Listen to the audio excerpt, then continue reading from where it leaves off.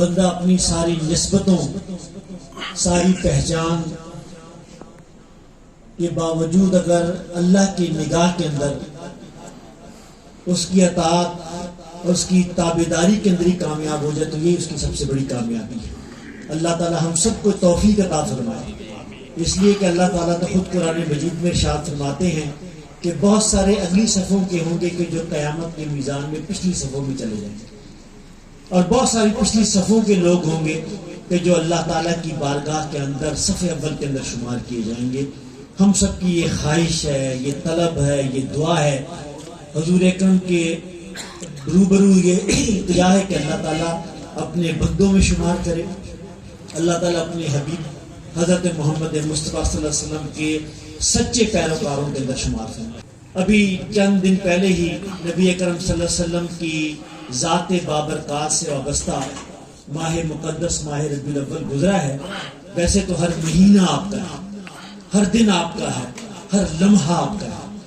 ہمارے وجود کے اندر جاتی ہوئی سانس اور باہر آتی ہوئی سانس بھی اس بات کی گواہی دیتی ہے کہ ہمارا سب کچھ حضرت محمد مصطفیٰ صلی اللہ علیہ وسلم کا ہے۔ اگر اس زمین کے اوپر اگر میں اور آپ اپنا شمار اشرف المخلوقات میں کر رہے ہیں تو پیارے آقا کی بدولت ہے کہ انہوں نے انسانیت کو شرف معراج بخشا۔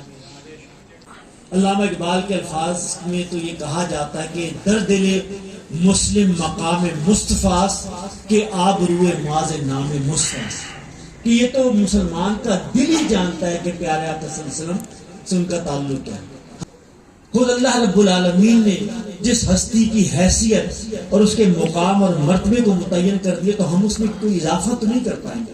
ہماری دنیا ہمارے سامنے، دنیا میں دو ہی مذاہب ہیں کہ جو عالمگیر مشن کے لمبردار ہیں، اسلام اور عیسائیت۔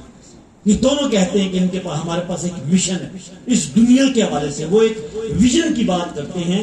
سوال یہ ہے کہ اب دنیا کی امامت کو کون سنبھالے گا؟ بس یہی وہ بات ہے کہ جو آج میرے اور آپ کے سمجھنے کی ہے۔ اسی سے اسلام اور سیاست کا تال میل اور تعلق بھی آپ کو سمجھ میں آ جائے گا۔ اسی سے اسلام کا جو مشن ہے اور نبی اکرم صلی اللہ علیہ وسلم کا جو مقصد بعثت ہے، کہ جو آیت میں نے آپ کے سامنے پڑھی سورہ صف کی، کہ یہ لوگ اپنے منہ کی پھوکوں سے یریدون لیطفئوا نور اللہ بافواہہم، اللہ کے نور کو جو ہے کہ یہ بجھانا چاہتے ہیں، واللہ متم نورہ ولو کرہ الکافرون، اللہ اپنے نور کو جو ہے وہ جو کہ فروزہ کر کے رہے۔ یہ ہے وہ مشن جس کی بات کی جا رہی ہے۔ اس سے پہلے آئیے کچھ باتیں کچھ تاریخ کے واقعات میں آپ کی خدمت میں بیان کروں گا، وہ جو سیرت کے واقعات۔ نبی اکرم صلی اللہ علیہ وسلم کی بالکل ابتدائی دنوں کی بات ہے کہ آپ نے اپنے قبیلے کے چند لوگوں کو جمع کیا، کچھ لوگوں کو، اور آپ نے جملہ کہا۔ آپ یہ دیکھیے، میں یہ کہا کرتا ہوں کہ نبی صلی اللہ علیہ وسلم کی سب سے پہلی تقریر سیاسی تقریر تھی، سیاسی تقریر کی پہلی تقریر اللہ کا۔ اور آپ نے جو کہ آپ نے اپنے قبیلے کے قریبی لوگوں کو اکٹھا کیا، بنو ہاشم کو اکٹھا کیا، اور آپ نے کہا کہ میں تمہیں ایک کلمے کی دعوت دیتا ہوں، اور اگر تم اسے قبول کرو گے عرب اور عجب، مجھے یہ بتائیے کہ اس کے اندر تم ایک سیاسی دعوت ہے کہ تم ابھی مجھے کمزور سمجھ رہے ہو، ابھی میرے پاس میرے فالوورز کی، میرے پیچھے چلنے والوں کی کوئی بڑی تعداد موجود نہیں ہے، لیکن ایک وقت آئے گا۔ اور یہ بالکل ابتدائی خطبوں میں سے ایک خطبہ ہے جس میں آپ نے یہ کہا۔ چلیے اس سے آگے چلتے ہیں۔ اس کے بعد آپ یہ کیا کہتے ہیں؟ سفر ہجرت ہے، آپ کی جان کے در پہ ہیں آپ کے خاندان والے، آپ کے قبیلے والے، آپ کے شہر والے، اور آپ جو کہ اپنے شہر کو چھوڑ کر جا رہے ہیں، اور اس کے بعد مکہ کی طرف سے جو ہے ایک سراغ رسان وہ آپ کے پیچھے آتا ہے، سراقہ، اور وہ جب آپ کے قریب پہنچتا ہے تو آپ اس کو کیا جملہ کرتے ہیں؟ آپ کہتے ہیں سراقہ میں تمہارے ہاتھوں کے اندر کسرا کے کنگن دیکھ رہا ہوں، آپ اپنی بستی سے نکل کر جا رہے ہیں، آپ کا جینا دوبر کر گیا ہے۔ چند لوگ جو آپ کے اوپر ایمان لے کر آئے ہیں ان کو جو ہے کہ تپتی ہوئی ریت کے اوپر لٹایا جاتا ہے، سینوں کے اوپر پتھر ڈال دیے جاتے ہیں۔ حضرت سمیہ رضی اللہ تعالیٰ عنہ کا واقعہ اسلام کی پہلی شہیدہ کہ جن کے ایک ٹانگ کو اونٹ کی ایک ٹانگ کے ساتھ اور دوسری ٹانگ کو اونٹ کی دوسری ٹانگ کے ساتھ باندھا جاتا ہے اور مخالف سمت میں اونٹوں کو دوڑایا جاتا ہے کہ وہ وجود دو ٹکڑے ہو جاتا ہے۔ اور اللہ کے رسول اس پر بھی صبر کرتے ہیں، غیرت والے رسول ہیں، ان سے بڑا بہادر کوئی نہیں ہے، ان سے بڑھ کر ہمت والا کوئی نہیں ہے. آپ صبر کرتے ہیں اور آپ کہتے ہیں اے آل سمیہ صبر کرو. یہ دوسرا واقعہ جو میں نے آپ کو سنایا ہے، تو سراقہ تم کس کام میں چلے گئے، تم کس چیز کے پیچھے لگے، میں تو تمہارے ہاتھوں میں. اور یہ واقعہ اس وقت ہے کہ جب آپ سفر ہجرت کے لیے روانہ ہو رہے ہیں. یہ دوسری تصویر ہے. اور آئیے ایک تیسری تصویر، غزوہ خندق. 10,000 کا لشکر جو ہے مشرکین اکٹھا کر کے جو ہے اس مدینے کی چھوٹی سی بستی کے گھیرا ڈال دیا. اور ہمارے پاس اتنی فوج نہیں ہے کہ باہر نکل کر لڑ سکے. آپ نے جو کہ مدینہ کے گردا گرد آپ نے خندق کھودی ہے، اور آپ جو ہے کہ اس حالت میں خندق کھودتے ہیں کہ آپ کے پیٹ پر پتھر بندھے ہوئے. پتھر کیوں بندھے ہوئے؟ کہ جب معدہ خالی ہو تو انسان سے کھڑا نہیں ہو جاتا، اس لیے سختی کے ساتھ جو ہے اپنے جو کہ پیٹ کو باندھا جاتا ہے. آپ کے جسم پیٹ پر 2 پتھر بندھے ہیں. آپ ادھال مارتے ہیں چٹان کے اوپر خندق کو بھرنے کے لیے، خندق کو تعمیر کرنے کے لیے. اس سے چنگاری بلند ہوتی ہے اور آپ یہ کہتے ہیں کہ میں اس کے اندر جو ہے کہ ایران اور جو کہ شام کے جو ہے کہ میں خزانے دیکھ رہا ہوں. یہ تیسرا واقعہ ہے. یہ چوتھا واقعہ ہے، نبی اکرم صلی اللہ علیہ وسلم خانہ کعبہ کے ساتھ ٹیک لگا کر بیٹھے ہوئے، ٹیک لگا کر بیٹھے کہ آپ کے سامنے آپ کا ایک جاننثار آتا ہے اور کہتا ہے کہ اللہ کے رسول بس ہو گئی ہے، ٹو مچ، جس کو ہم کہتے ہیں ٹو مچ، انف از انف، بس ہو گئی. اور وہ اپنی پشت جو ہے اپنی قمیض اٹھاتے ہیں اور وہ اپنی پشت دکھاتے ہیں کہ پشت وہ ہے کہ جس پشت کو آگ کے انگاروں پر رکھنے کی وجہ سے جو ہے کہ وہ پشت پر گوشت نام کی کوئی چیز باقی نہیں رہی اور وہ ہڈیاں نظر آتی ہے. اور کہا یہ جاتا ہے کہ ان کے گھر کے بچے اس کے اندر انگلیاں ڈالا کرتے ہیں، یعنی گوشت ختم ہو گیا تھا پشت. اللہ کے رسول یہ وقت آ گیا ہے، تشدد اتنا برداشت کر چکے ہیں، تو اب کیا ہے، متى نصر اللہ، کب آئے گی اللہ کی مدد، کب آئے گی اللہ کی مدد. تو آپ نے جو جملہ کہا ہے وہ ہم سنتے بھی ہیں، کہتے بھی ہیں، پڑھتے بھی ہیں. آپ نے کیا کہا ہے؟ آپ نے کہا کہ ایک تنہا عورت صنعاء سے حضر موت تک، عرب کے ایک کونے سے دوسرے کونے تک جو ہے کہ سونا اچھالتی ہوئی سفر کرے گی اور اسے جو ہے کہ اللہ کے علاوہ کسی چیز کا ڈر نہیں. یہ بھی آپ نے کہا. اور آپ نے کس طریقے سے اس سے آگے چلیے. ایک واقعہ اور، ایک واقعہ کون سا واقعہ ہے کہ جب اس موقع پر آپ نے کہا کہ مبارک ہو تم نے بحیرہ روم کے اندر جہاز ڈال دیا اور استنبول فتح ہو گیا. حالانکہ استنبول جو ہے کہ فتح نہیں ہوا تھا. اللہ کے رسول یہ کہہ رہے ہیں استنبول نبی صلی اللہ علیہ وسلم کی اسپیشن گوئی کے 700 سال بعد فتح ہوا. مجھے یہ بتائیے کہیں آپ نے پڑھا کہ کسی نے کہا کہ یہ آپ کیا بات کر رہے ہیں، یہ کون سی انہونی سی بات کر رہے ہیں. یہ حضرت معاویہ کے دور میں جو ہے کہ جب لشکر گیا تھا، جس لشکر کے اندر میزبان رسول حضرت ابو ایوب انصاری رضی اللہ تعالیٰ عنہ شامل تھے. اور آج جو ہے کہ وہ ایوب نام کا ڈسٹرکٹ موجود ہے استنبول کے اندر، جہاں آپ کا مزار مبارک ہے اور جہاں جو ہے کہ وہ بہت بڑا مرکز عقیدت ہے. اس وقت تو پہلی جو ہے کہ مہم جوئی کی گئی تھی اور انہیں اللہ کے رسول کی جو ہے اس حدیث کے اوپر یقین تھا کہ جو لشکر جو اس کے لیے جائے گا اس کے اوپر بھی اللہ تعالیٰ کی طرف خوشخبری ہے، اور جس امیر لشکر کی سرکردگی میں جائے گا اس کے لیے بھی اللہ کے رسول کی بشارت ہے. تو اس پر ابو ایوب انصاری 80 سال کے ہونے کے باوجود نے کہا کہ میں اس سے پیچھے نہیں جا سکتا اس بشارت سے. اور وہ گئے ہیں اور جو ہے کہ اس جو ہے کہ محاصرے کے دوران ان کا انتقال ہوا ہے. کسی نے اللہ کے رسول سے اس وقت نہیں کہا کہ آپ کیا بات کہہ رہے ہیں. اس سے کیا معلوم ہوتا ہے ان واقعات سے جو پے در پہ میں نے آپ کی خدمت بیان کیا. اور آخری چیز بیان کر کر آگے بڑھتا ہوں. آپ صرف دعوت کے ابلاغ کے لیے مبعوث نہیں کیے گئے بلکہ آپ کے ذمہ ایک انقلابی مشن لِیُظْہِرَہُ عَلَى الدِّینِ کُلِّہ، اس دین کو غالب کر دے تمام ادیان کو. اسی لیے اسی آیت کے اندر کہا گیا کہ ہم نے بھیجا ہے آپ کو، بھیجا ہے کس چیز کے ساتھ؟ بِالْہُدَىٰ وَالدِّینِ الْحَقِّ. ہم نے آپ کو بھیجا ہدایت یعنی قرآن اور دین حق، اس نظام کے ساتھ آپ کو بھیجا ہے تاکہ اس دین کو دنیا کے سارے نظاموں پر غالب کر دیں، چاہے وہ اس وقت کے نظام ہو جو کیسر و کسرا ہو اور چاہے وہ آج کا نظام ہو، اس کو جو بھی نام دے دیں.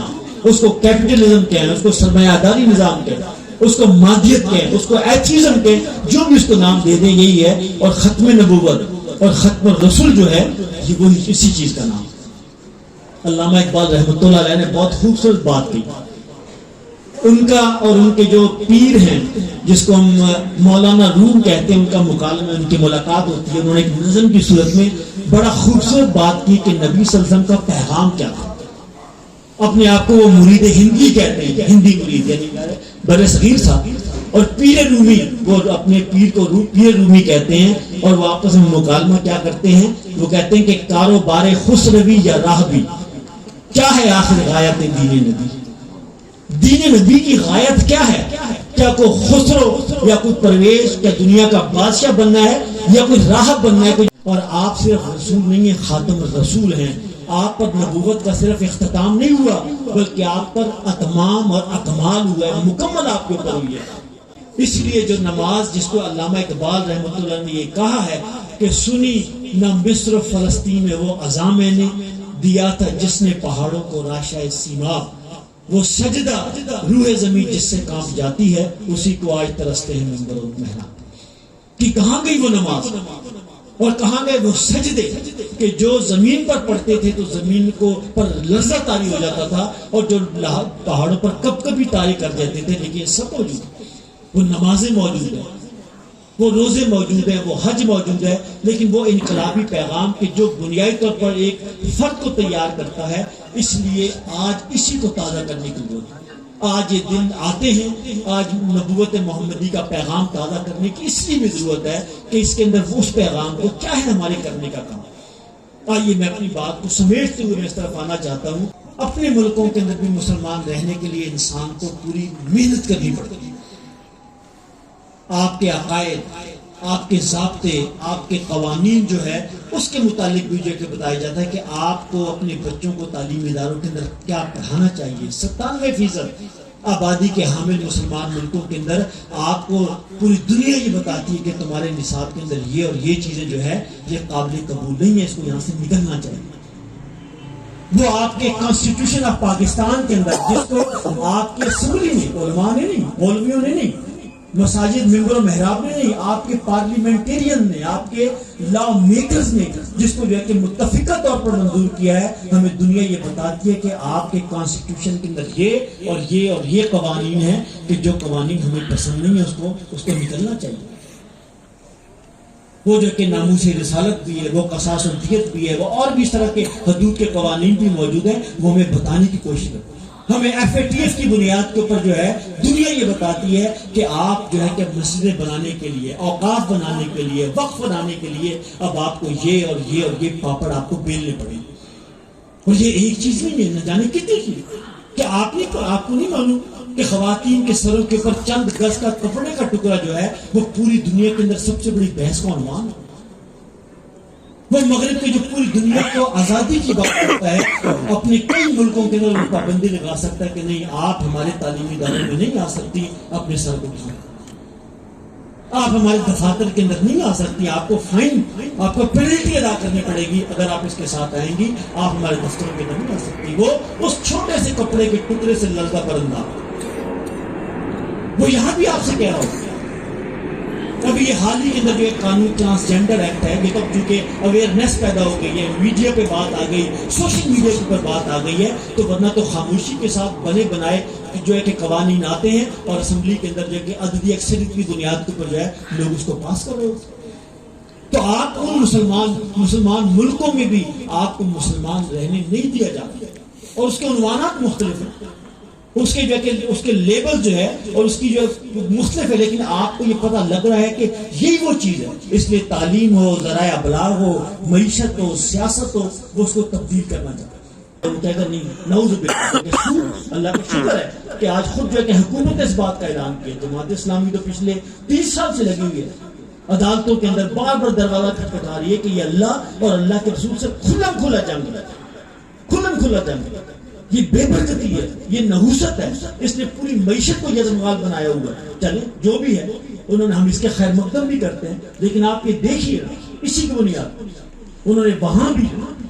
تو آج اس بات کی ضرورت ہے کہ یہ جو چاروں زندگی کا ہر دائرے کے اندر یہ کشمکش ہے کہ جو یہ بتا کہ وہ کہیں بھی اگر آپ آپ اس پورے انقلابی مشن کو نہیں سمجھیں گے تو وہ کسی ایک جگہ بھی آپ کے پیروں کو جمنے نہیں دیں گے، نہ تعلیم کے اندر، نہ تہذیب کے اندر، نہ اخلاق کے اندر۔ اس لیے آئیے اپنے اس نبوت کا، اس عالمی مشن کو سمجھیں کہ یہ کسی ایک جگہ پر نہیں، مکمل طور پر جو ہے اس کو لے کر اٹھنا ہوگا۔ اور یہ وہ جو کہا گیا کہ یہ لیظہرہ الدین، کہ یہ دین تمام دائروں کے اندر غالب ہے، زندگی کے جتنے بھی دائرے ہیں اس دائرے کے اندر اسلام کو غالب کرے، اللہ اور اللہ کے رسول کے حکم کو اور اس کی مرضی کو جو ہے کہ وہ غالب کر دے، اس کو نافذ کر دے۔ میں اپنی کہ یہ اللہ کی زمین ہے، یہ بادشاہوں کی زمین نہیں ہے۔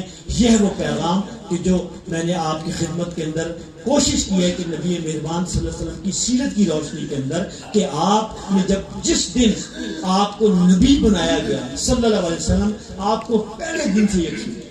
بس آخری بات ہے کہ میں رخصت ہوتا ہوں، آپ میں سے اکثر لوگ حج اور عمرے کے لیے گئے ہوں گے، اور کئی لوگوں کی خواہش ہوتی ہے کہ ہم غار حرا کی زیارت کریں، اور غار حرا ان چند نشانیوں میں سے ایک نشانی کہ جو بالکل اسی طرح موجود ہے کہ جو نبی صلی اللہ علیہ وسلم کے دور میں موجود تھی، یہ بالکل جیسے کہ آپ کے دور میں تو اس میں کوئی تبدیلی نہیں ہے، اس لیے لوگ رہتے نہیں، وہ خاصی چڑھائی پر جانا پڑتا ہے، لوگ اس کے باوجود کہتے ہیں کہ نہیں، ہم اس جگہ کو دیکھنا چاہتے ہیں، اپنے جسم کو مس کرنا چاہتے ہیں اس چٹان سے کہ جہاں نبی اکرم صلی اللہ علیہ وسلم آتے تھے، اور کئی دن راتوں کو وہاں تشریف فرما ہوتے تھے، وہ جو کہ مراقبہ کرتے تھے، اللہ سے لو لگاتے تھے، حق کو تلاش کرنے کی کوشش کرتے تھے۔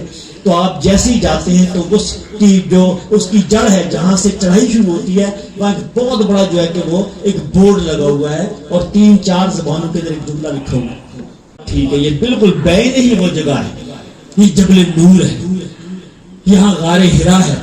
اس پہاڑ کو نبی صلی اللہ علیہ وسلم کے جسم عطر سے مس ہونے کی اور چھونے کی سعادت حاصل ہوئی ہے، لیکن ہم آپ کو اے حاجی، ہم آپ کو یاد دلانا چاہتے ہیں کہ نبی اکرم صلی اللہ علیہ وسلم کو جس دن نبوت اور رسالت عطا ہوئی ہے، اس کے بعد پھر آپ پلٹ کر یہاں نہیں آئے، پھر آپ کہاں نظر آتے ہیں؟ آپ جو ہے کہ بدر اور احد کے اندر نظر آتے ہیں۔ کہاں نظر آتے ہیں؟ آپ احد کی گھاٹیوں میں نظر آتے ہیں۔ کہاں نظر آتے ہیں؟ آپ حدیبیہ کی منزلوں پر نظر آتے ہیں۔ کہاں نظر آتے ہیں؟ آپ جنگ حنین، جنگ حوازن میں نظر آتے ہیں۔ کہاں نظر آتے ہیں؟ آپ ہجرت کے صعوبت بھرے سفر کے اندر نظر آتے ہیں۔ کہاں نظر آتے ہیں؟ دندان مبارک شہید کرتے ہوئے۔ کہاں نظر آتے ہیں؟ طائف میں جو ہے آوارہ لڑکوں سے پتھر کھاتے ہوئے نظر آتے ہیں۔ اور وہ کیا بتاتا ہے کہ یہ بتاتا ہے اتر ایک بار پھر غار حرا سے زمین تاریکیوں سے بھر چکی ہے، کہ آئیے ایک بار پھر یہ پیغام میرے اور آپ کے لیے ہے کہ غار حرا سے اتریں، اس زمین کے اوپر آئیے کہ جہاں چاروں طرف کے جو پیغام چاہیے، پیغام نبوت کا پیغام، رسالت کا پیر، اللہ تعالیٰ مجھے اور آپ کو توفیق عطا فرمائے کہ ہم اس پیغام کو سمجھیں اور اس پیغام کو لے کر اللہ تعالیٰ کے دین کو غالب کرنے میں اپنے حصے کا کردار ادا کریں۔ وآخر دعوانا الحمدللہ رب العالمین۔